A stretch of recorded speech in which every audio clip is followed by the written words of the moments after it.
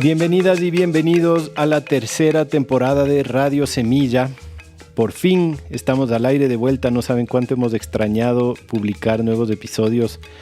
Lo bueno es que parece que sí han aprovechado el tiempo para ponerse al día con la primera y segunda temporada, porque a pesar de nuestra ausencia han habido cientos y cientos de reproducciones cada día, miles y miles de reproducciones cada semana. Así que gracias a ustedes por mantener su audiencia y gracias también a nuestros miembros por seguirnos sosteniendo. Los miembros de Radio Semilla son aquellos que participan de nuestro programa de membresía a través de nuestra página web, que nos hacen un aporte mensual o anual, que esa es nuestra única fuente de financiamiento hoy por hoy. Es un programa que va creciendo poco a poco, pero ya hay decenas de personas que han accedido a descuentos en talleres, en productos agroecológicos, servicios digitales, y es una comunidad que se va fortaleciendo cada vez. Esta temporada tenemos nuevos beneficios, se siguen sumando proyectos aliados, porque una de las cosas que queremos hacer es mejorar y darle más valor a ese programa de membresías para incentivarles a más de ustedes que nos apoyen, para que ustedes también encuentren beneficio y que nosotros también podamos sostenernos solo en base a nuestra comunidad de oyentes. Para esta temporada, por ejemplo, ya tenemos un nuevo proyecto aliado. Se llama Tierra Bellbaum, grandes guardianes de semilla y permacultores de Manabí. Tienen una finca en el campo en Manabí y también tienen una tienda física agroecológica en la hermosa ciudad de Bahía de Caracas. Así que, oyentes de Manabí, ahí tienen unos lindos descuentos en todos los productos de Tierra Bellbaum. Y también oyentes de todo el mundo tienen acceso a un descuento en asesorías de permacultura, que eso sí es un beneficio virtual que pueden aprovechar desde cualquier país. Así que visiten www.tierrabellbaum.com. Sé que tal vez es un poco difícil de pronunciar, pero búsquenlo en las notas del episodio o en nuestra página web radiosemilla.com/apóyanos. Ahí van a ver un botón que dice beneficios y ahí van a encontrar no solo el nuevo beneficio de Tierra Bellbaum, sino toda la lista de proyectos aliados que, como les digo, poco a poco va a seguir creciendo. Así que anímense, apóyennos con una pequeña, mediana o gran cantidad mensual o anual y permitamos que este proyecto se pueda sostener económicamente también. La invitada de hoy, Pilar de la Torre, también conocida como Kindy Pacari, madre de 2 guaguas, coordinadora del Nodo Norte de la Red, fundadora y parte de la Red Intercultural de Permacultura de Imbabura, es una mujer con una fuerza y una energía que se siente a kilómetros, una luchadora innata que realmente no descansa en su trabajo de expandir los conocimientos ancestrales, la dignidad campesina, la soberanía alimentaria. Es un honor arrancar la temporada con esta invitada de lujo. Les dejo con nuestra querida compañera Pilar. Pilar, te digo Pilar porque también he visto que a veces te llamas Kindy. O sea, me dicen como les nazca. Yeah. Entonces, como les decía una vez, por ejemplo, aquí en mi comunidad me dicen María o Mari. La mayoría acá en Imbabura, Pilar. En la costa, Colibrí, en la Amazonía, Kindy. ¿Así? Entonces, es como que, bueno, me adapto. Tienes un nombre para cada región ahí. No, la verdad justamente nació eso porque pasó un tema un poquito especial dentro de mí y una mamá fue que yo llegaba y yo no sé de dónde salió y me dijo, tú eres Kindy. Y cuando me dijo eso era verle a mi bisabuelo cuando me decía Kindy. Ah, tu bisabuelo te decía Kindy. Y fue algo que yo me había olvidado, ¿no? O sea, era como que ya no recordaba eso. Pero ahora ya desde que esta mamá me encontró y me dijo eso, me volvió a hacer esa conexión que tenía con mi bisabuelito, que él me decía eso. Entonces mi nombre original tenía que ser Kindy Pacari. ¿Y qué significa Pacari? Pacari, amanecer, colibrí del amanecer. Pero no lo dejaron en el registro civil por todo este tema que no podías poner nombres que no tenían sentido en el idioma castellano y todo lo demás. Entonces me pusieron María del Pilar. O sea que sí tuvieron la intención de llamarte Kindy cuando naciste, no pudieron y después te regresó por una señora que no sabía nada, una mamá que no sabía que ese era tu nombre original. ¡Wow! ¡Qué loco! Sí. Bueno, bienvenida a Radio Semilla. Gracias, muchísimas gracias, Feli, por la paciencia y por la invitación. Te agradezco mucho que me hayas tomado en cuenta para esta entrevista. No, un gusto y un honor. O sea, no te conozco mucho tiempo, ¿qué será? ¿Unos cuantos meses? Sí, muy pocos. Pero mientras más te voy conociendo y más te he escuchado lo que hablas y más te siento tu energía, cada vez siento más como curiosidad de qué más hay y muchas ganas de conversar contigo. Entonces ahora por fin tengo el chance de hurgar un poquito en tu vida. No, pues muchísimas gracias. Chévere. Siempre comenzamos con una historia personal, tus orígenes, de dónde vienes, dónde naciste, cómo es tu origen. Bueno, pues si me permites voy a hacer mi saludo siempre desde mi lengua materna. Entonces, allí punyata chiripaichi tucuya uyashi gumashikuna. Mi nombre es Pilar, vengo de la comunidad San Luis de Hualongo, que está justamente a los pies del Tayta Imbabura. Soy quichua Otavalo, perteneciente al cantón Otavalo. Uh-huh. ¿Y cómo es? ¿Nos puedes describir un poco cómo es tu comunidad? ¿Cómo fue tu infancia? Bueno, mi infancia fue desde un punto de vivir justamente en un territorio donde existían y hasta la actualidad existen hacendados.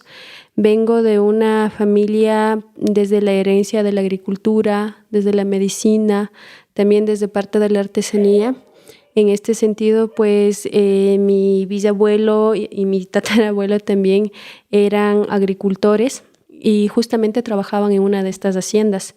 Dentro de mi comunidad hasta la actualidad existen 3 haciendas, que una hacienda está ya medianamente desapareciendo, pero hay 2 haciendas más que aún siguen teniendo espacios dentro de la comunidad. Entonces, yo vengo de una familia donde nos tocaba trabajar sin descanso, sin remuneración, justamente para poder tener tal vez el acceso a que nos den algunos metros cuadrados para darles de comer a nuestros animales, que en ese momento eran las ovejitas, los chanchitos, las vaquitas y justamente recoger hierba para los cuyes también. Pero no solamente para nuestros animales, sino también, aparte de nosotros tener, yo qué sé, 1 o 2 vaquitas, pues también teníamos que cuidar cientos de cabezas de las vacas de ahí, de las haciendas. Uh-huh. Entonces, vengo desde todo ese contexto de trabajar. Desde muy pequeña, desde que tengo uso de razón, siempre vivía trabajando dentro de la hacienda, tanto con mi abuelito como con mi abuelita. Gran parte de mi vida, hasta los 13 años, yo he vivido con ellos. Y he tenido también la oportunidad de que ellos me transmitan sus conocimientos. Qué loco, ¿no? Hablábamos de eso contigo la otra vez, de que a veces se piensa que estas prácticas esclavizantes son cosa del pasado, pero tú eres una mujer jovencita y tú misma viviste estas prácticas esclavizantes, ¿no? Es algo que pasa todavía en el siglo XXI, es una locura. Una de las cosas que sí, obviamente, tal vez muchos tengamos un contexto de que ser esclavos tienes que estar ahí bajo látigo, sin comer, pero también hay diferentes formas de esclavitud. En este caso se podrá decir que mi generación ya no sufrió tanto maltrato físico ni psicológico, entre comillas, pero sí, nosotros vivíamos dentro de una esclavitud que justamente mi abuela y mi abuelo aún vivía, que tenía que estar trabajando a sol y a sombra 24/7 sin remuneración. Pero sin paga, o sea sin paga. Y lo único que, claro, es lo más doloroso también recordar, no solamente de mi bisabuelo, sino también de mis abuelos, es que justamente cuando nos llevaban a cosechar a las mujeres y todo eso, existía bastante violencia, tanto para las niñas, para los adolescentes, para las madres, para las abuelas también. No existía un respeto y justamente había también esa jerarquía de poder que tú no podías levantar tu voz porque eres mujer. Y tampoco los hombres de nuestra cultura no podían decir nada porque justamente eran acielados, latigados y todo lo demás. Entonces, sí eran realidades que por una parte se podrá decir, agradezco bastante a mi bisabuelito que me contaba desde muy pequeña, y uno de los consejos que él siempre decía es que algún día él espera que sus hijos y sus nietos puedan estar en un territorio de libertad. Entonces, ha existido diferentes procesos súper duros que aún marcan la historia y que obviamente eso no lo vamos a encontrar en un libro, en una biblioteca o dentro de los municipios que te estén contando esas historias, que al contrario creo que estas historias vivenciales se van desapareciendo poco a poco con la pérdida también de nuestros seres amados, que en este caso son nuestros abuelos y abuelas. Qué fuerte. Y a pesar de esto, a pesar de esta situación que me imagino que cuando llegó a tus abuelos ya llevaba siglos de haber sido peor y peor además antes, a pesar de eso lograban mantener con fuerza esta cultura agrícola y también espiritual, ¿no? O sea, no perdieron su fuerza espiritual al punto que te llegaron a transmitir eso a ti con bastante viveza, ¿no? Una de las cosas que nos pueden identificar, creo que a cada cultura, es justamente esta herencia que nosotros tenemos de que a pesar de cualquier adversidad que estás pasando, siempre también es esa forma de resiliencia, de resistencia, para que no se pierdan nuestras raíces, para que no se pierdan nuestros saberes y nuestros conocimientos a través del tiempo también. Y una de las cosas que también se ha visto dentro de las comunidades es que cada cultura que estamos acá en la provincia de Imbabura hemos pasado diferentes realidades en diferentes procesos, pero que a la final siempre cada cosa ha sido desde un punto, desde el maltrato, desde el abuso, desde la esclavitud y también desde el hecho de quedarnos sin terrenos, de ser expulsados de nuestros territorios. Y imagínate estar dentro de una comunidad y esta comunidad que estés en tu territorio y que tú no tengas un pedazo de terreno. Es súper fuerte. Y si lo vemos un poquito, retrocedemos la historia, pues ¿por qué no tenemos tierras si estamos dentro de nuestros territorios?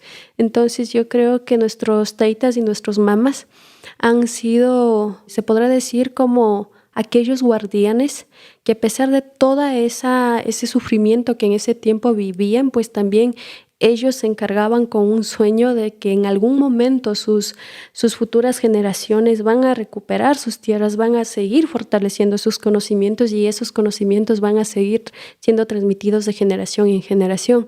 Y eso justamente fue a través de la agricultura, a través de la medicina, a través de las diferentes costumbres ancestrales, a través de las diferentes sabidurías ancestrales y también a través de esa vivencia diaria, cotidiana que tú tenías, que a pesar de que sabías que tú tenías que estar despierta a las 2:30 de la mañana porque tenías que llevarle a las vacas al cerro y ordeñarlas y todo lo demás, y que volvías a las 11 de la noche a dormir.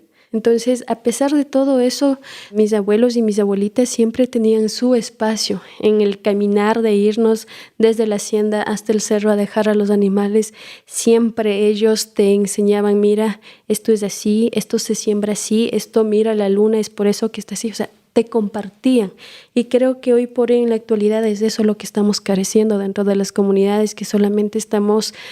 Cualquier cosa que no sabemos, ya directo al Google, ¿no? No somos capaces de voltear un poquito, ver a nuestros abuelos, a nuestras abuelas, que justamente ellas son maestras y maestros donde tienen un sinnúmero de conocimientos. Totalmente. Pilar, ¿nos puedes pintar un cuadro de cómo es la cultura indígena aquí en Imbabura? ¿Cuál es la situación? ¿Cuál es la historia? Entiendo que están, por ejemplo, hay asentamientos caranquis súper ancestrales, pre-incas, hay asentamientos otavalos, hay los natabuelas, y no sé bien si es que tienen un origen común, si son diferentes pueblos que llegaron en diferentes momentos. ¿Nos puedes contar un poquito cómo es la situación de la población indígena de aquí de Imbabura? ¿Por dónde comenzar? Bueno, hay diferentes... No estudios, pero sí desde este contexto de estos ancestros que han estado en las diferentes culturas, que han ido compartiendo sus conocimientos, que cada pueblo originario, cada cultura que estamos dentro de Imbabura, justamente nació desde una resistencia. Se podrá decir desde un límite territorial que cada hacendado nos orillaba.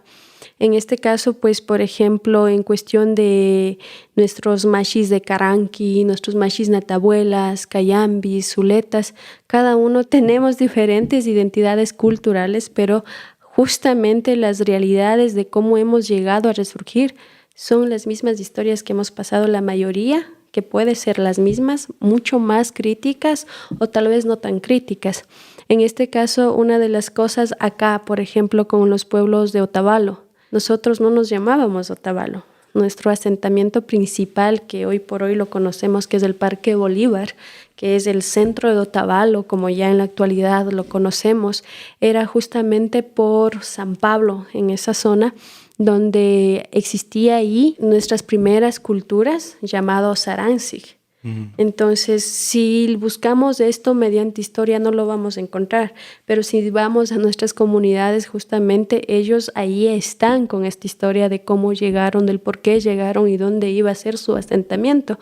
¿Por qué? Porque justamente había un lago que se llama Imbacocha, que hoy por hoy es San Pablo, donde podían todos consumir el agua de ahí, que era muy buena zona para hacer agricultura, y justamente aún hay vestigios de agriculturas realizadas por nuestros ancestros, que son las chinampas, y que hoy por hoy pues ya se está perdiendo, y que están por ahí algunos tratando de rescatarlo. Todavía hay camellones ahí. Todavía hay camellones, que eso sería súper interesante de seguir investigando y estudiándoles más a profundidad. Siempre que paso por ahí pienso en eso, así como qué lugar increíble para cultivar en camellones, así. Sí, y cómo está, hay un atentado contra el lago San Pablo, ¿no? Contra Imbacocha, así como que está muy afectado por una arquitectura así súper contaminante, por prácticas súper contaminantes en el agua, lleno de gasolina, lleno así como de turismo inconsciente, ¿no? Y yo siempre que paso por ahí es como sueño con una reforma, una reforma regenerativa. Como volver a rescatar la Imbacocha. Ajá. Sí, yo creo que no solamente somos pocos los que soñamos eso, sino muchos mashis de diferentes trincheras, como decimos, de justamente ir rescatando eso. Entonces, volviendo a este tema de dónde son nuestros orígenes, pues obviamente hoy, si en la actualidad yo digo soy quichua Saransk, es como que, ¿y dónde queda esa cultura? ¿Quiénes son? Y todo lo demás. Pero si ya se habla de quichuas otavalos, somos bastantes reconocidos, no tal vez por nuestro legado de ser agricultores, sino por nuestro legado de ser mindalaes. Entonces, justamente hay una narración dentro de las comunidades que existía dos fuerzas dentro de esta cultura Saransk, que era el tema de Mindalae, que era todo este tema del comercio y todo lo demás, inclusive desde semillas, textiles, artesanías, animales y entre todo lo que se podía comercializar. Mindalae significa algo más que comercio, ¿no es cierto? Sí, ¿Puedes explicar un poco qué significa? Que justamente hacen su travesía de ser viajeros, ser nómadas, como en un momento nos decían, aunque no somos nómadas, sino somos culturas que de una u otra manera buscaban la comercialización y la dinamización, y que hoy por eso son más reconocidos. Y hace 7 años me encontré con una persona que decía ser uno de los primeros mindalaes que había salido de Ecuador, y que justamente en otros países, cuando ellos decían somos ecuatorianos, nadie identificaba dónde quedaba Ecuador. Pero si ellos decían somos otavalos, entonces decían, sí, Otavalo. Entonces pensaban que Otavalo era un país, más no Ecuador. Entonces eran anécdotas que nos contaban y nos compartían estos mashis también. Entonces había esa parte, y también una pequeña parte de estos mashis que se trabajaba desde un punto de la agricultura. Otavalo no es que no era agricultor. Otavalo sí tenía todo un contexto muy interesante de diferentes taitas y mamas que hasta ahora, en este caso que es mi abuelito, que trabaja o que convive también desde este tema de la agricultura biodinámica, que en ese momento yo no sabía cómo identificarlo, pero hoy por hoy con los diferentes estudios e investigaciones que lo están haciendo, fue súper interesante darnos cuenta que acá en Otavalo, y no solamente en Otavalo, en diferentes comunidades de las diferentes culturas de Imbabura vivían dentro de una agricultura biodinámica, que en ese momento tal vez no fue tan reconocido, pero que hoy por hoy, como todo, llega a un auge y todo el mundo ya lanza todo este tema de temas muy innovadores y todo eso, pues se está dando a conocer. Entonces, mucho más allá de eso, también se manejaba bastante el tema del trueque, del randy. Mi abuelito, por parte de mi papá, él era artesano y agricultor. Entonces, él, al momento de sacar sus artesanías, sacaba justo en el tiempo de la cosecha, de todos los granos que él sembraba. Juntaba el tema de los granos, de toda la cosecha que él tenía, ajuntaba todo el tema de la artesanía que en ese momento él sacaba y se iba a hacer trueque. Él jamás no iba a vender, sino a hacer trueque. Entonces se iba por Riobamba, se iba también por La Tacunga y por diferentes lugares donde donde necesitaban los granos que se cultivaba acá por Otavalo, y la otra donde también él buscaba, por ejemplo, él siempre sabía irse a un lugar, no recuerdo ahorita el nombre, pero él siempre venía con melaza, con la melaza que hoy por hoy utilizamos. Entonces, todas esas cositas existían más antes, que hoy por hoy la mayoría dicen que los otavalos somos mindalaes, que somos más artesanales, pero también existía la parte de la agricultura, que era justamente por eso el nombre que era al principio, antes de que nos pongan otavalos, éramos saráns, porque nuestra especialidad era el cultivo de las diferentes variedades de maíz. Y una de las simbologías representativas nuestra era el maíz, y lo es hasta ahora, que tal vez no esté tan fuerte, pero lo era.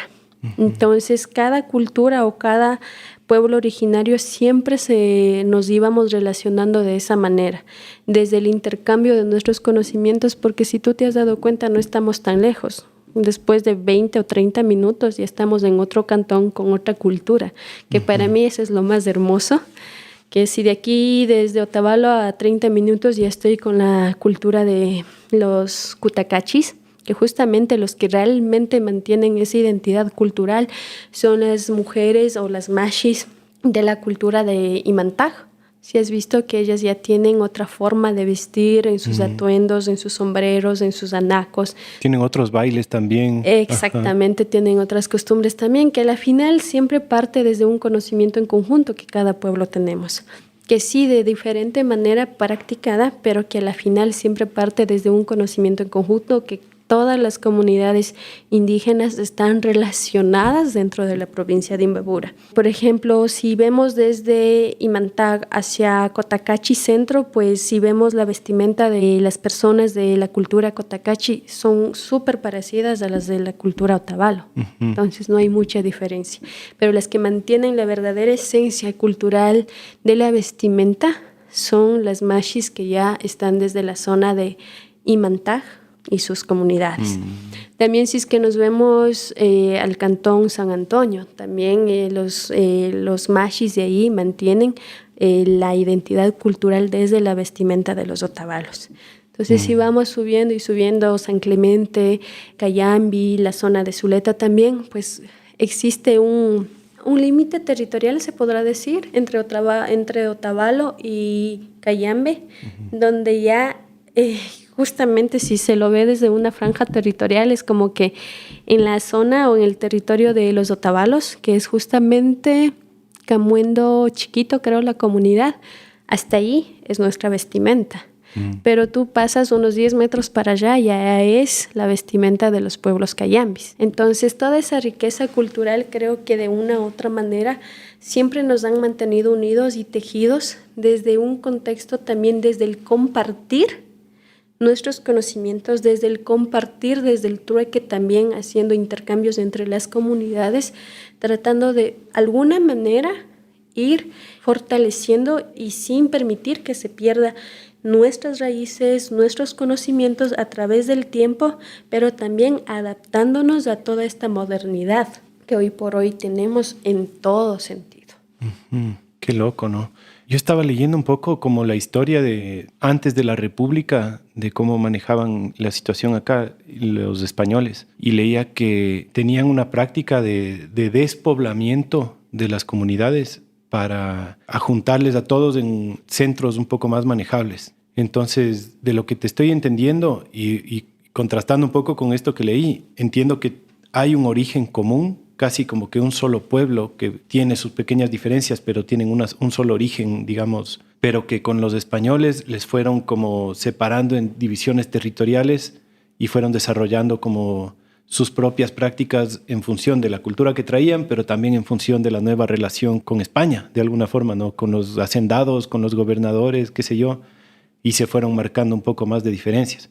Pero son un solo pueblo que han desarrollado estas diferencias por divisiones políticas marcadas por los españoles. Wow, qué loco, ¿no? Y eso marca también bastante esto último que mencionas, ¿no? Que el mestizaje de alguna forma, no solo étnico, sino también político, práctico, no sé, que se asienta mucho más ahora con toda la tecnología y el globalismo en el que vivimos, y genera una situación media difícil de manejar y difícil de entender, ¿no? De cómo respetamos y mantenemos culturas a la vez teniendo estas todo el derecho de participar o no de las prácticas, digamos, civilizatorias, de las prácticas tecnológicas, de las prácticas políticas, ¿no? Como que todo el sistema que nos rodea, tecnológico, político, jurídico, qué sé yo, todo es un sistema colonialista que viene de algún otro lado, pero que a la vez no acceder a eso es también una privación, ¿no? De participar del mundo. Entonces Sí. es como medio difícil de navegar esas aguas, ¿no? Sí, yo creo que mucho más allá de quedarnos en un punto o en un extremo radicalista, y ahí sí te hablo desde un contexto mucho más profundo, es que a pesar de las diferentes culturas que todos somos, si es que lo vemos desde la cosmovisión andina, todos somos hijos de la misma madre tierra. Uh-huh. Todos respiramos del mismo aire. Todos tenemos el mismo color de sangre. Solamente que fisiológicamente hablando, pues sí, somos de diferentes tonos de piel, de diferentes tonos de los ojos y diferentes tonos de cabellos también. Pero si es que lo vemos desde ese contexto también, hay una de las cosas que sí, que como una Mashi mencionaba, que todo en exceso es malo.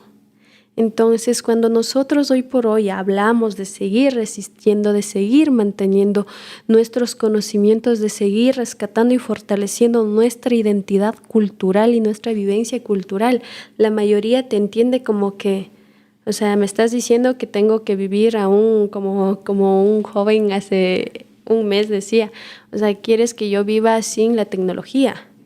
¿Quieres que yo esté fuera de la sociedad? Entonces, ¿qué es la sociedad? ¿En qué sociedad quieres estar involucrada? Y hay que ser súper realistas en esto también. Lamentablemente, inclusive desde las culturas indígenas ya existe un desapego y una desvinculación enorme con la madre tierra. Entonces, si es que lo vemos desde este contexto, yo creo que todo, en este caso, pues, como se lo ha estado tratando de fortalecer la identidad cultural y la vivencia cultural, es justamente que nuestra cultura vaya a la par con toda esta modificación social, económica, financiera, educación social, inclusive salud, que está en un auge totalmente fuerte, y que si es que tú no estás en esa evolución, pues lamentablemente te quedas afuera. Pero la idea no es eso. La idea es justamente tener una comunidad o un tejido social que sea humanístico, que sea humano, mucho más allá de culturas. Uh-huh. ¿Nos quisieras contar un poquito de estas prácticas que te pasaron tus abuelos, agrícolas, artesanales, culturales? ¿Cuáles de ellas tú las vives en el día a día? ¿Cómo es un día a día en la tierra, en tu tierra? Yo creo que de todo un poco, de todo lo que me han compartido. No podría decir que solamente hay una temática que yo viviese diariamente. Desde esta herencia ancestral por parte de mi papá, de los abuelitos de mi papá, pues existe dos líneas, que es el tema de la artesanía, que mi abuelito lo hacía desde el tinturado natural, con telar de madera, que te hacía todo este tema de los ponchos, de los ruanas, de las cobijas también, diferentes otras artesanías. Y por parte de la abuelita, por parte de mi papá, en ese momento yo decía que era la doctora de los animales, porque no sabía qué es lo que hacía. Entonces ella así se enfermaba algún animalito por ahí, le cogía algunas hierbitas de la chacra y ya, el animal estaba medio morir, y después de 2 horas ya estaba feliz andando en la chacra. Y hoy por hoy se le conoce como etnoveterinaria. Entonces también hay esa herencia por parte de los abuelitos maternos y mis bisabuelitos también. Mi bisabuelito era agricultor, pero también practicaba bastante todo este tema de la sabiduría ancestral. Y mi bisabuelita, que hasta ahora tiene ya 94 años de edad, que tengo la dicha de que ella aún esté viva, por ejemplo, ella era partera y herbolaria. Entonces viene ya mi abuelita y mi abuelito, y mi abuelito practica todo este tema de la agricultura biodinámica, que hoy por hoy ya es conocido, y que en ese momento pues para mí fue un poco sorprendente porque a mí me interesaba la agricultura biodinámica y me puse a investigar, ¿no? Y decía, pero esto mi abuelo lo hace, o mi abuelo nos enseñaba, y claro, mi abuelo hasta el día de hoy, si tienes que cortarte el cabello no es en cualquier luna, si tienes que irte a deshiervar no es en cualquier luna, o sea, él también hacía y hasta ahora lo hace todo el tema de faenamiento de los animales bajo luna, castración de los animales igual bajo luna. Entonces, todas esas herramientas y estos conocimientos que mis abuelos y abuelas, mis taitas y mis mamás me han compartido, pues hubo un tiempo en que yo me desapegué de eso, porque justamente también después de vivir largo tiempo dentro de la comunidad, llegas a un punto de que te cansas y quieres llegar a ser alguien más en la vida. Y justamente se podrá decir que ahí fue el inicio de mi vida, que me fui tomando otros caminos o otros chaquiñanes para hoy por hoy volver nuevamente a mi comunidad y justamente conectar todos estos conocimientos que mis taitas y mis mamás me han compartido a través de la permacultura. Qué bueno que lo mencionas porque era mi próxima pregunta. ¿Cómo entras a la permacultura? Muy buena pregunta.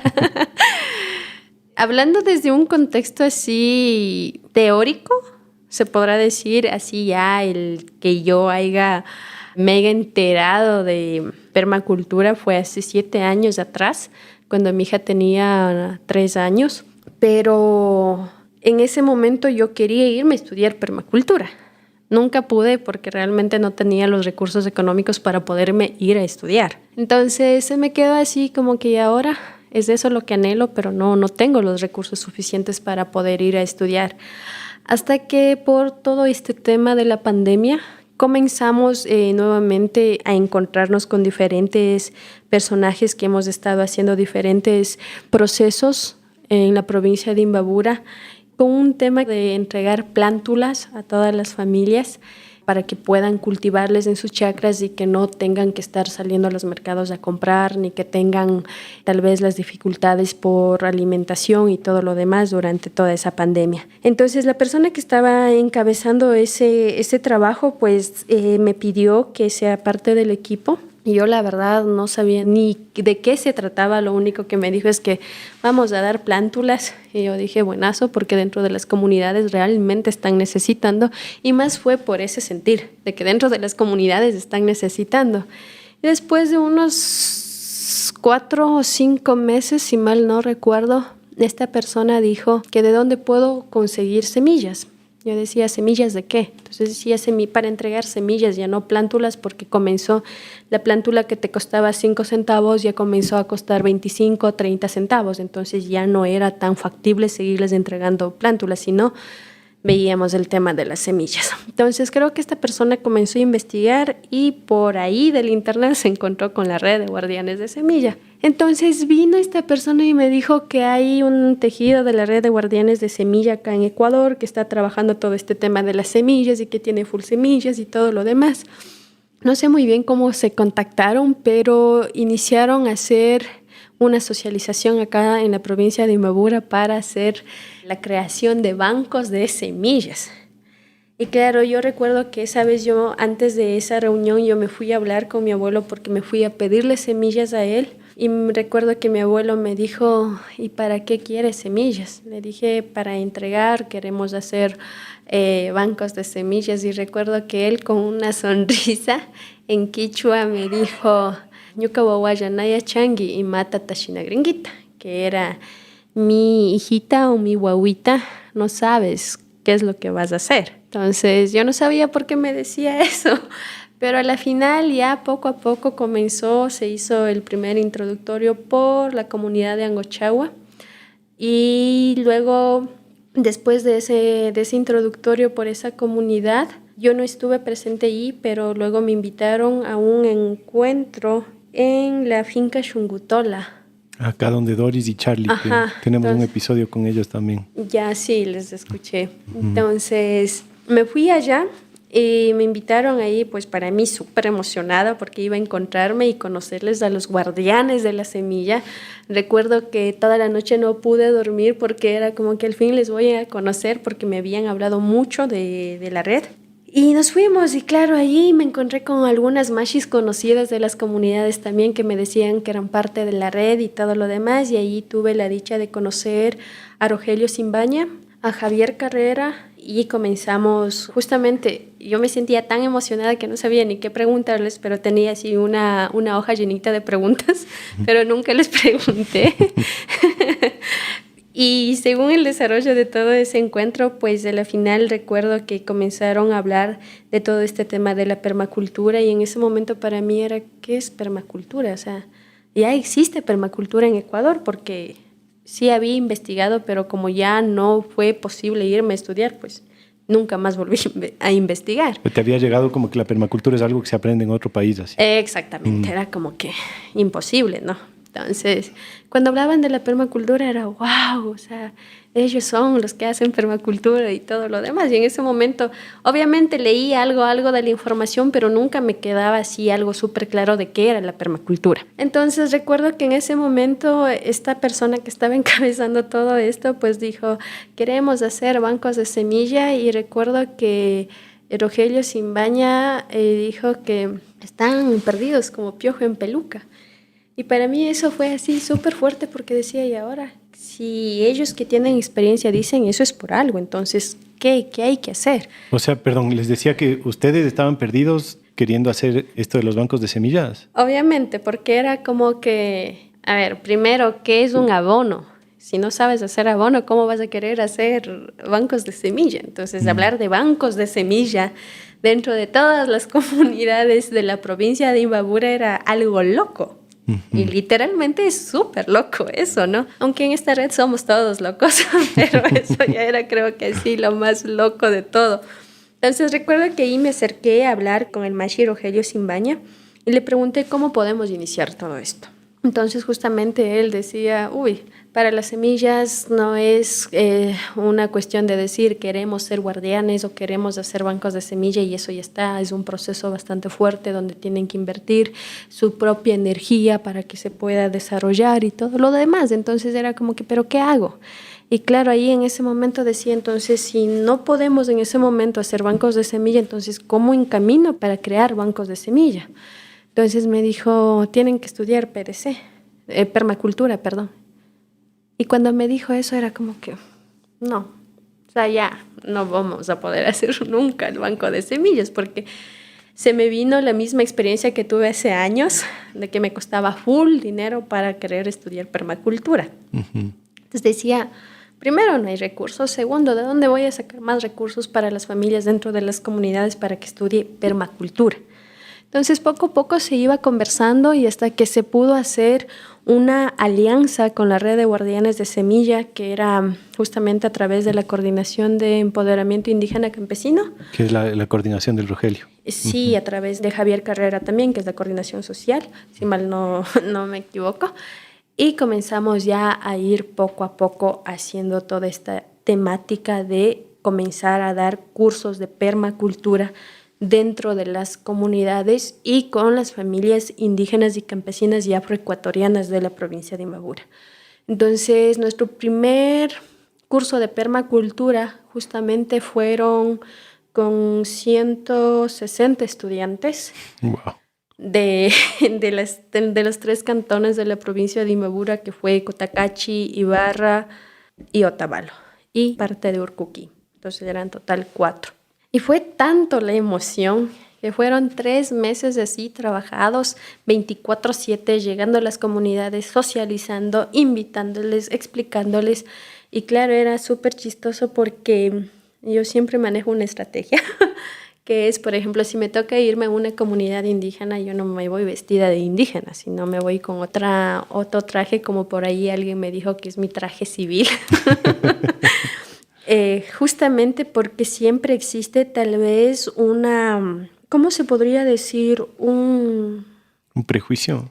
Un prejuicio o algo así, porque hay una temática dentro de las comunidades, que cuando llegas de una fundación o de alguna ONG, lo primero que hacen, y fui también parte de eso, no por hacer, sino porque tal vez estaba dentro de una comunidad, que justamente ya las comunidades estamos tan cansadas de que lleguen a ofrecernos proyectos, de que lleguen a decir que supuestamente van a ayudar y lo único que hacen es, qué chévere, qué linda, te tomo una foto, te saco la información y nunca más volvieron. Uh-huh. Entonces existía ese recelo, se podrá decir, de que lleguen o de aceptar a una socialización porque ya queda ese mal sabor de boca, como dicen, para seguir recibiendo a otros personajes que nuevamente vengan a ofrecer, y lo peor, que te vayas a ofrecer de cómo tienes que sembrar. Uh-huh. La agricultura dentro de las comunidades también ya no es tan aceptada porque hoy por hoy nadie no te quiere sembrar tampoco, y mucho menos los jóvenes. Entonces desde ese punto pues se trabajó fuertemente, y todo ese trabajo durante esos 3 meses, porque ya se iba a lanzar el primer PDC, el primer curso de permacultura. Fue una aceptación tan fuerte, tanto cultura Otavalo, Cutacachis, Caranquis, parte de los compañeros afroecuatorianos también. Del Chota, el Juncal, por ahí del norte. De Ambuquí, también parte de un grupo juvenil que justamente fue en este entonces en Alpachaca. Entonces la zona del Pachaca de Ibarra, pues también participaron grupos de ahí, y justamente era muy interesante porque era a juntar un grupo de personas de diferentes culturas que no se conocían, pero les tocaba convivir porque comenzaban a hacer un nuevo proceso. ¿Esa convocatoria la hiciste tú? La hicimos conjuntamente con un equipo en ese momento. Uh-huh. Con un equipo que se estaba trabajando. Pero tú eras la que estaba metiendo el ñeque ahí, como tenemos que encaminar estos bancos de semillas sea como sea. Entonces, o sea, obviamente ya creo que uno de los defectos que tengo es que cuando algo me propongo, así me caiga 1 y 1 millón de veces, lo voy puliendo y me voy levantando y hasta conseguirlo. Uh-huh. Entonces creo que fue una de las cosas que, claro, en ese momento no había ni un domingo, hasta ahora ya no hay un domingo ni un feriado de descanso, siempre es de ese trabajo constante con las comunidades, pero justamente cuando ya tuvimos toda esa cantidad de 160 personas para el primer curso era como que ¡wow! Y ahora tantas personas que quieren, entonces ya tratamos de movilizar, de gestionar todo lo demás, y claro, jamás no tuve en cuenta que 160 personas para un curso eran demasiado. Que ahora ya lo sé, pero en ese momento era más la emoción de que wow, estamos llegando a más comunidades, a más sectores y todo lo demás. Entonces eso era más una emoción de que al fin vamos a tener la oportunidad de que esas herramientas vuelvan de dónde salieron, uh-huh, de dónde fueron sus orígenes. Entonces ya pasó todo eso, y en el transcurso de todo ese tiempo pues era súper chistoso porque yo era la más emocionada en estudiar permacultura, pero estando en la parte de la logística siempre me tocaba estar, y hasta ahora soy como la niñera, la guatera, la cocinera, todo, ¿no? Te perdías todos los cursos por estar haciendo las demás cosas. No me perdí. Y claro, en el transcurso que se iba desarrollando el curso, pues me daba cuenta de que de una u otra manera no es que yo desconocía de la permacultura. Uh-huh. Que sí hubo un tiempo en que por diferentes procesos de la vida me alejé un poco de la permacultura, pero yo viví en una permacultura, solamente que no sabía que se llamaba permacultura. Uh-huh. Entonces allí ya fui conectando con los conocimientos que el Mashi Rogelio compartía en estos cursos. Decía, no, pues pero eso sí lo hacemos aún dentro de las comunidades, y sí existe eso. Y claro, hay algunas cosas que justamente la permacultura es lo que te enseña, la relación que va siempre desde los conocimientos ancestrales con la tecnología moderna. Pues obviamente la tecnología moderna faltaba bastante, pero los conocimientos ancestrales estaban allí. Solamente que para muchos nos tocaba tal vez recordar, tal vez para otros decir, bueno, pues estoy haciendo eso, solamente que no sabía que era permacultura, o tal vez para otros aprender desde cero. Pero no es que no existía conocimiento existía, y por abundancia. Y lo más interesante es que cada cultura o cada mashi hablaba de la permacultura, pero desde su experiencia vivencial. Entonces fue una cosa muy increíble ver ese resultado también, esa respuesta que los mashis también daban en ese momento. Entonces, también una de las cosas que para nosotros, que hace poco también hablábamos con unos mashis, era los principios de la permacultura o las éticas de permacultura, que son 3. Entonces decíamos, si es que lo vemos desde un contexto, desde la cosmovisión andina, pues es justamente casi parecido a eso. Entonces, poco a poco se ha ido trabajando este proceso de permacultura y se podrá decir que sí, oficialmente ante la sociedad, pues conocí la permacultura cuando se inició todo este proceso de la formación de permacultura en alianza con la Red de Guardianes de Semilla acá en la provincia de Imbabura, y que desde ese momento no hemos parado y hemos estado en constante formación, no solamente teórico, sino también práctico, y que si alguien hoy por hoy me pregunta que si tal vez aún quiero seguir con mi sueño de crear banco de semillas, pues sí. Ahora ya no un banco, sino de muchos bancos dinámicos de semilla, porque dentro de las comunidades sí existen los conocimientos. Y eso creo que es el momento oportuno de rescatar y de seguir fortaleciendo esos conocimientos antes de que nuestros abuelos y abuelas se desaparezcan de nuestros territorios. Qué bacán. ¿Cuáles son esas 3 éticas o esos 3 principios desde la cosmovisión andina? Por ejemplo, para nosotros es Amaquilla, Amashua, Amayuya. Amaquilla, no ser perezoso. O tal vez que por tu pereza no hagas las cosas bien. Entonces creo que hoy por hoy, si lo vemos de la realidad como estamos viviendo, todo el mundo estamos optando por lo más fácil. Mientras menos hagamos, mejor, porque supuestamente no tenemos tiempo. Entonces íbamos relacionando todas nuestras éticas desde la cosmovisión andina con las éticas que existen en la permacultura. Entonces, Amaquilla, no ser perezoso. Amashua, no robar. No robar. No seas ladrón. ¿Y Amayuya? No mentir. Sí, oye, me parece súper importante esto que dices de aprovechar mientras los abuelos siguen vivos para no permitir que algunas de estas prácticas mueran, ¿no? Y estamos, en Radio Semilla hemos hablado algunas veces con el equipo eso, ¿no? Y van a encontrar algunas entrevistas en esta y en las anteriores temporadas de abuelitos. Necesitamos que los viejos compartan, que los viejos sean honrados, ¿no? Que les escuchemos, porque ellos cargan un montón de sabiduría que si es que no les paramos bola, pucha, hay cosas que se pierden y son invaluables. Los bancos de semillas me parece que nos abre una conversación gigante. Sí. Perdón, antes de pasar a eso, quiero contarle a la gente que todo este proceso que contaste terminó en la conformación de un grupo que se llama la RIPI, ¿no? La Red Intercultural de Permacultura de Imbabura. De esos 160 que fueron al primer curso, ¿en cuántos quedó la RIPI y en qué está ahorita? A ver, de los 160 que se inscribieron al curso, pues se graduaron 84 estudiantes. Y hasta la actualidad, hablando hasta el 2022, pues tenemos justamente ya 164 certificados en permacultura básica en la provincia de Imbabura. Una de ellas es una niña de 10 años, la más jovencita que tenemos, y personas que está entre los 78 años de edad. Entonces también están involucrados jóvenes, que para nosotros es muy interesante eso, porque existe un gran interés justamente porque la permacultura tiene esa parte atractiva para los jóvenes, que es la tecnología moderna. Entonces también eso ha sido una herramienta más para poder seguir involucrando y teniendo diferentes etapas de conocimientos, donde ya no existe esa desigualdad de que tú por ser joven no tienes que estar dentro de este grupo, sino al contrario, no puede ser niños, puede ser jóvenes, pueden ser adultos o personas mayores como nuestros taitas y mamás que se hacen un solo conjunto y pueden seguir compartiendo sus conocimientos. Y qué mejor que directamente de ellos a nuestros jóvenes.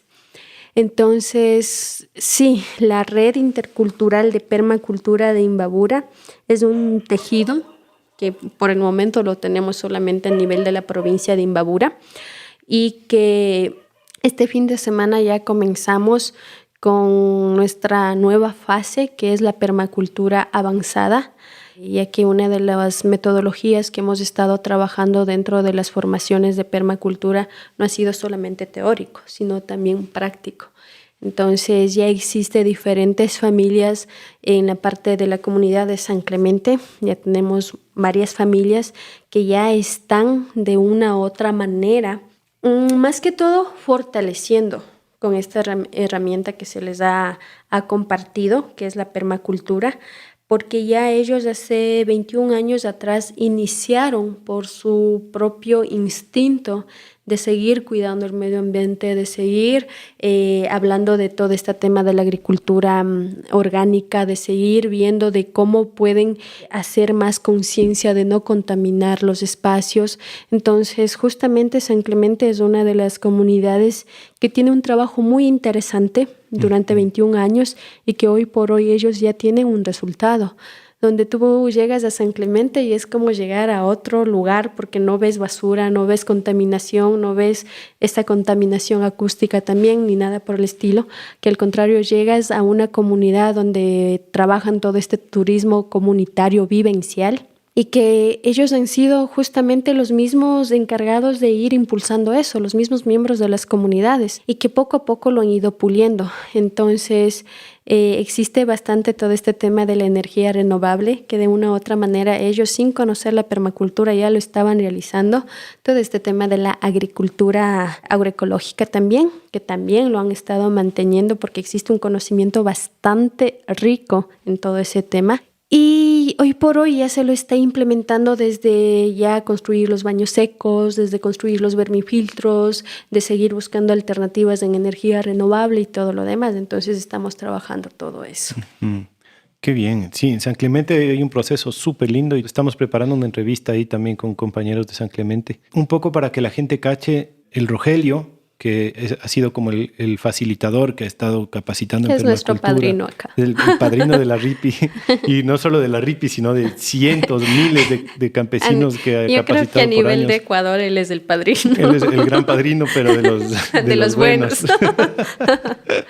Sí, el Rogelio ha hecho un trabajo realmente increíble. Se hizo una entrevista con él en la primera temporada, pero creo que hemos de tener que hacer otra más para hablar más de este programa de empoderamiento campesino, porque aquí en Imbabura es uno, pero también está en la Amazonía, también está por Chimborazo, también está por todo lado el Rogelio haciendo maravillas. Y bueno, el caso es que han sido muchos cursos para ir capacitando más y más y más gente y ahora están comenzando con esta siguiente etapa de hacerlo más avanzado y ya llevan un par de años por lo menos en ese proceso, ¿no? Sí, estamos ya 2 años y medio en constantes capacitaciones, tanto prácticas como teóricas. Y claro, cada permacultura básica que se ha estado dando acá, pues no se ha quedado suelto, sino que siempre existe una continuidad. Y no tal vez porque tengamos recursos, porque recursos económicos es lo menos que tenemos. Justamente ha sido gracias a la alianza que tenemos con la red bajo un término de capital social y que eso poco a poco se lo ha ido trabajando y sosteniendo durante todo este tiempo. También por ese interés de las mismas familias dentro de las comunidades. Porque yo creo que una de las cosas cuando tú estás haciendo lo correcto, no es necesario que tú les llames y digan, Mashis, ¿qué están haciendo? Al contrario, así de la nada ya mire Mashi, ya coseché ahí en sus diferentes diseños de las técnicas de cultivo y todo lo demás. O mire Mashi, ya hice mi baño seco y todo eso. Entonces, cuando existe esa demostración de interés y resultados, automáticamente todo va fluyendo y todo va conectándose. Entonces, este año pues tenemos otro PDC que es justamente con las comunidades de la parroquia de Cuyaje. Entonces ya este año vamos a INTAG. No es la primera vez que nos vamos, es la segunda vez, pero ahora ya es con un grupo de comunidades que también han tenido sus diferentes procesos de diferentes puntos de vista desde la agroecología y que hoy por hoy justamente creo que la permacultura es una herramienta que les va a permitir a seguir cuidando y protegiendo todo lo que ellos han estado peleando todo este tiempo, que son las 21 cuencas hidrográficas. Claro, qué bacán. Bueno, todo este proceso de las capacitaciones en permacultura, de armar la RIPI, del sueño de los bancos de semillas, te ha dado el cargo, la responsabilidad de ser la coordinadora del nodo de la Sierra Norte de la Red de Guardianes de Semillas. ¿Qué significa para ti eso? ¿Qué significa para ti la Red de Guardianes de Semillas en general y la coordinación de la Sierra Norte? O sea, ¿cómo tomas tú este rol? ¿Cómo lo entiendes? La red de guardianes de semilla para mí, eso no va a cambiar y eso creo que ha ido creciendo más. Es la gran admiración que tengo, primero a los que iniciaron esa red, porque en la década que ellos iniciaron, las cosas no eran tan fáciles como ahora, aunque ahora no es tan fácil, pero creo que hace 20 o 21 años era mucho más complicado. Entonces sí les tengo gran admiración por todo ese tejido y ese proceso que lo han llevado. Y aún no tengo la oportunidad de conocerles así a profundidad a cada uno de los guardianes que son parte de la red, pero la red para mí es un tejido único, un tejido social que de una u otra manera es una inspiración para las personas que tal vez estemos dentro de una comunidad, para las personas que tal vez estemos tratando de buscar un cambio sin sentirnos solas en el proceso, que son esa casita, esa paraguas o esa tulpa donde todo va comenzando a fluir. En cuestión de la coordinación del nodo norte de la red, al principio tenía full miedo, porque no sabía ni qué era, ni qué es lo que tenía que hacer, ni qué parte era el nodo norte de la red. Y recuerdo que mi pregunta fue directo a Javier, ¿y ahora qué hago? ¿Qué tengo que hacer? ¿Por dónde tengo que iniciar?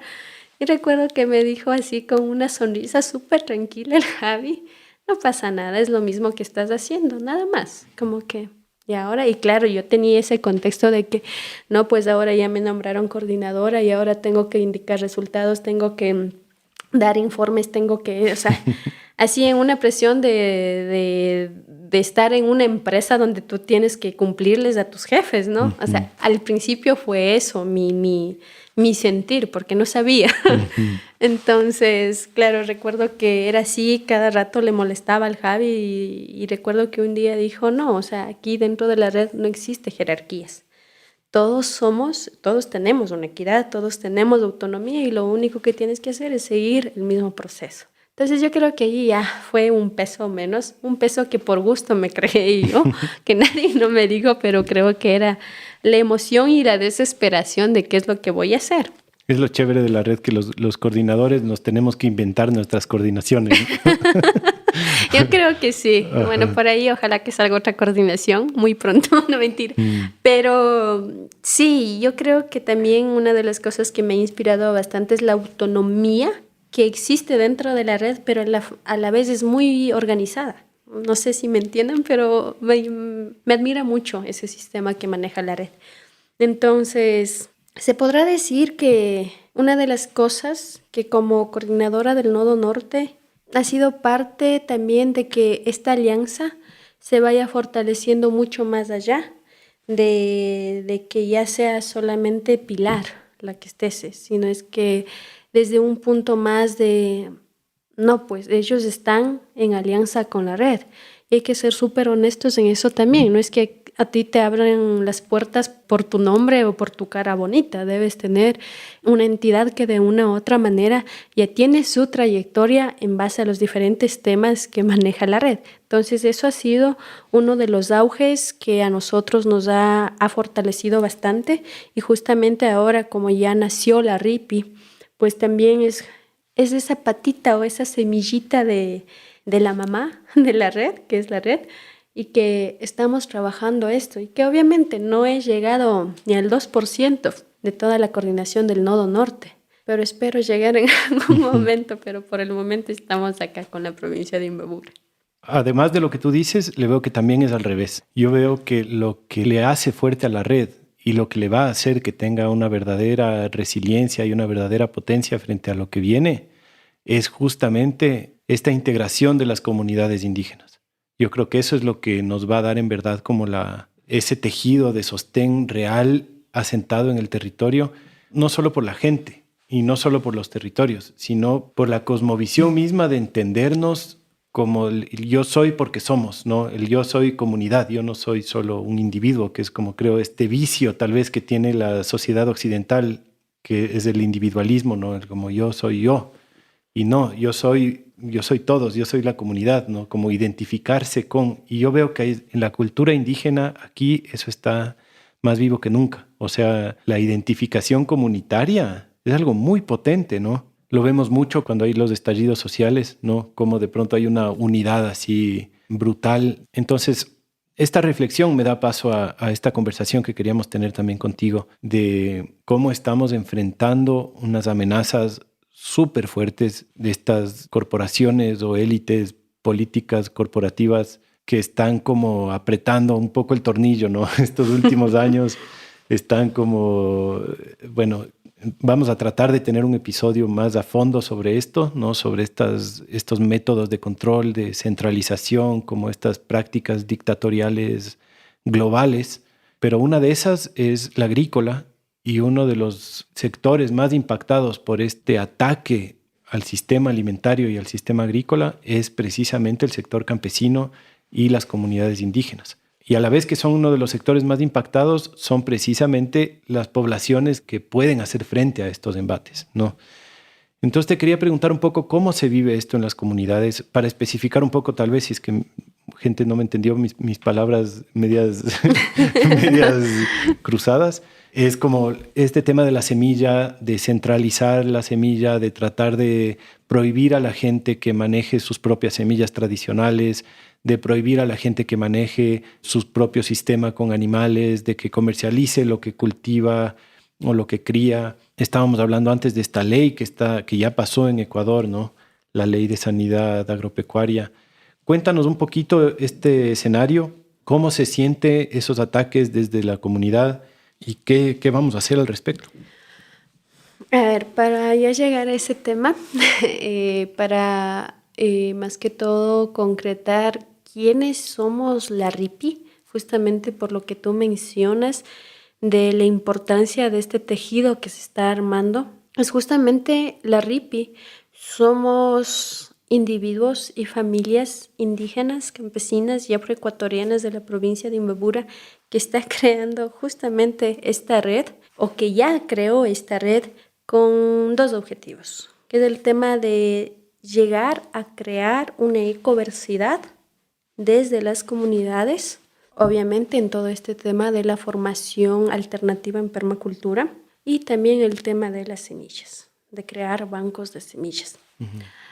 Tal vez no crear, porque ya dentro de las comunidades existe bancos de semillas, pero bancos vivos de semillas.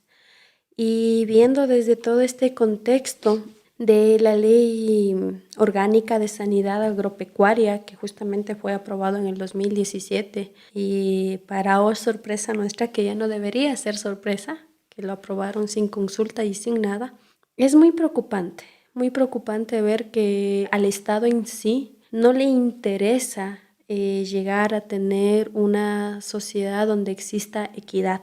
Al Estado lo que le interesa es justamente seguir administrando y haciendo mucho más grande el monopolio que lo han tenido desde décadas atrás, y que hoy por hoy sí se escucha mucho más casos relevantes justamente porque ya tenemos acceso a todas estas tecnologías que hace años atrás no lo teníamos, pero existía de la misma situación más fuerte tal vez en aquellos tiempos.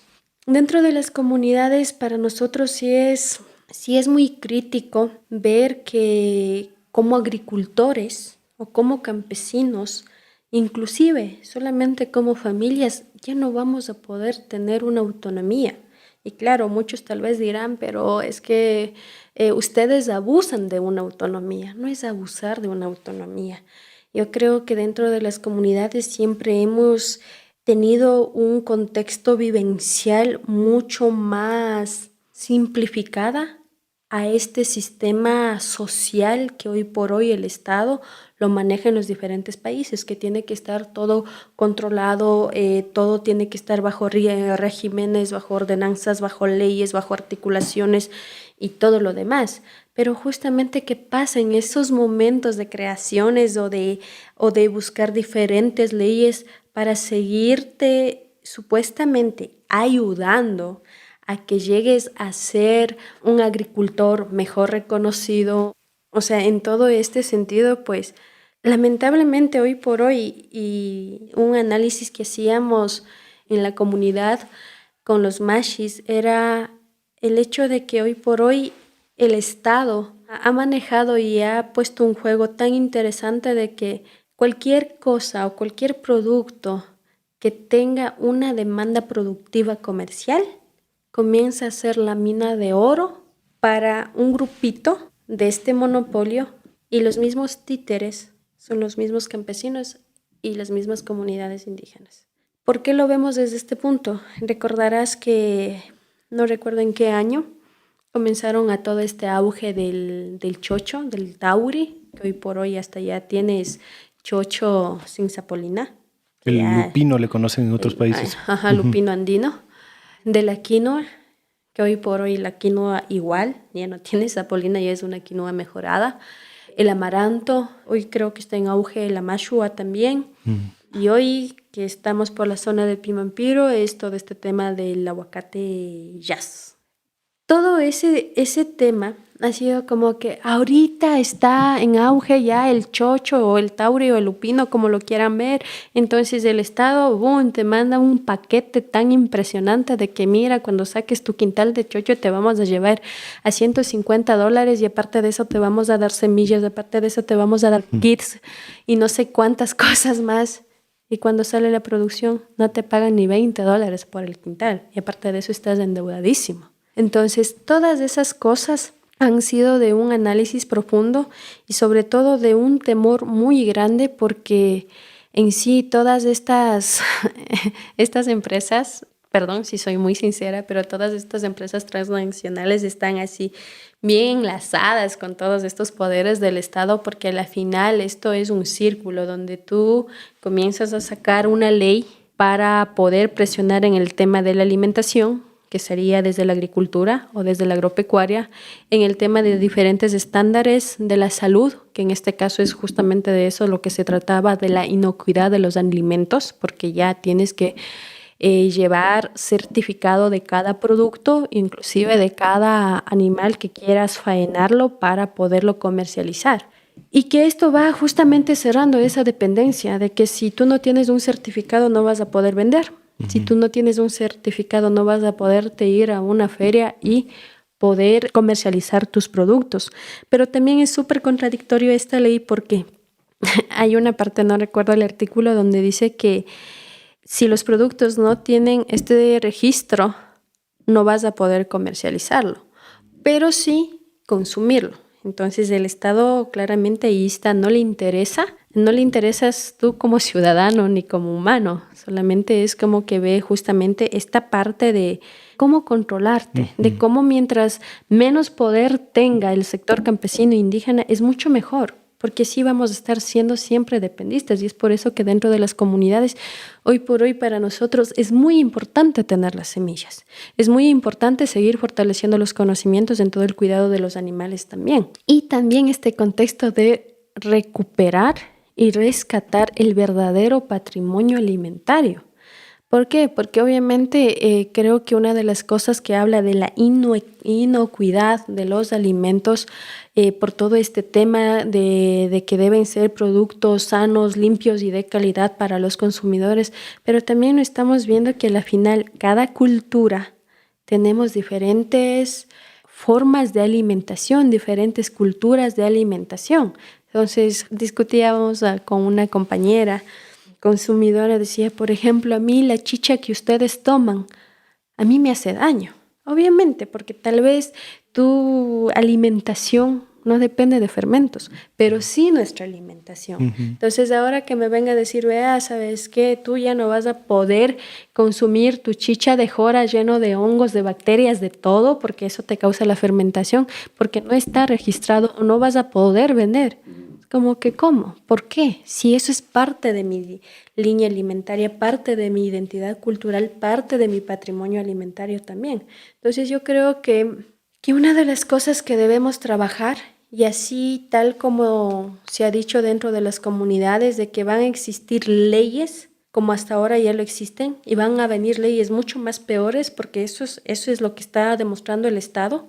Una de las cosas que por más que existan leyes, una de las cosas que a nosotros no nos van a poder quitar son los conocimientos.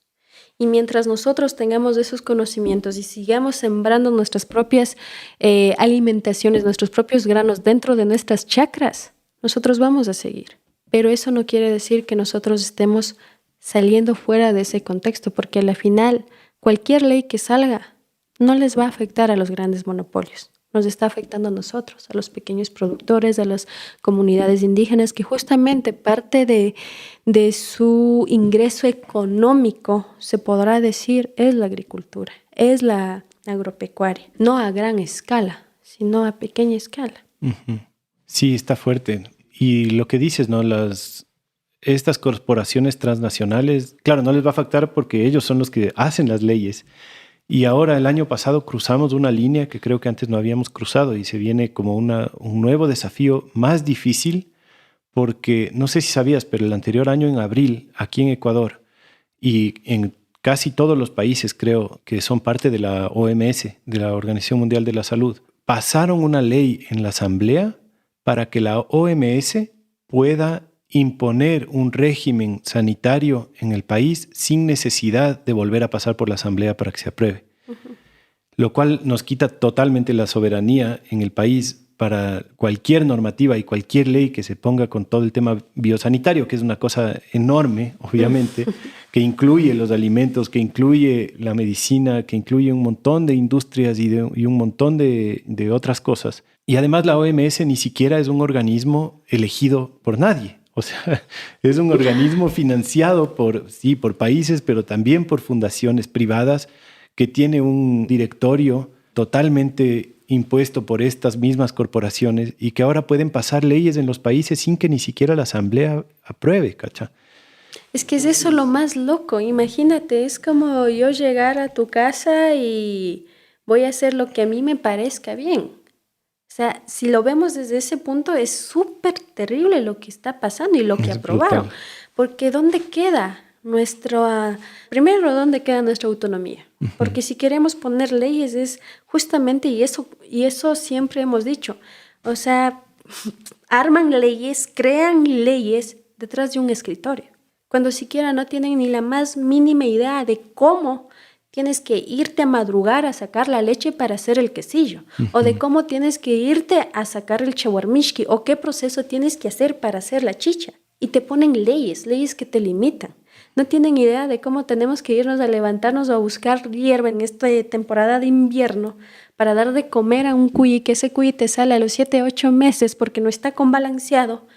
O sea, hay muchas cosas y mucho desconocimiento dentro de los legisladores que realmente yo creo que el trabajo de ellos para crear las leyes no tienen que estar dentro o detrás de un escritorio. Tienen que salir a campo, ver las necesidades y justamente partir de eso. Pero partir desde las necesidades campesinas de cómo poder ayudar, de cómo poder seguir abriendo espacios donde no salgan perjudicados. Y aquí es totalmente distinto. Imagínate ahora. No podemos, si ahorita a la OMS se le ocurre mandar una ley, no podemos hacer nada. Y se le va a ocurrir, o sea, porque ya está pasando... Toquen madera para que no pase eso. O sea, ya están las advertencias, ¿no? Ya están las advertencias, ya estamos viendo los titulares de que la gripe aviar, la gripe aviar, la gripe aviar. En otros países ya están en un ataque brutal a todos los criadores de aves de corral por esta gripe aviar. Hay países en donde están matando pollos, que es un contento, y otros en que están prohibiendo criar pollos en exteriores, otros que están prohibiendo la comercialización de aves de corral, y se nos viene un embate de esos fuertes. Creo que ya prepararon el terreno para esta situación en estos años pasados y nosotros tenemos que estar más conscientes y más alertas de cómo protegernos, ¿no? Uno, de comenzar a criar más aves de corral, de comenzar a tener eso, ¿no? Más animales, de comenzar a fortalecer más estas redes de intercambio, de venta, de comercialización, porque necesitamos estar más fuertes frente a lo que viene. Y como te decía antes, estamos buscando una manera, porque es un episodio súper complicado ¿no? De estas mafias agrofarmacéuticas globales y todas las implicaciones que tiene.